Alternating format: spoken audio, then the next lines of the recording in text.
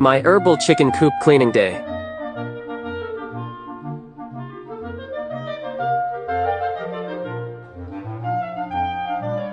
Cleaning after chickens is definitely more work than quails, and the Finch aviary is another story.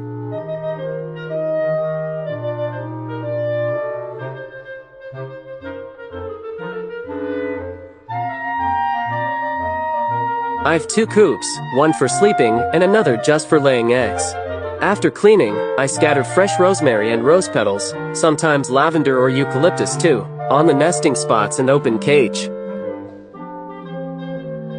The scent lasts for days, and when it fades, it all goes to compost.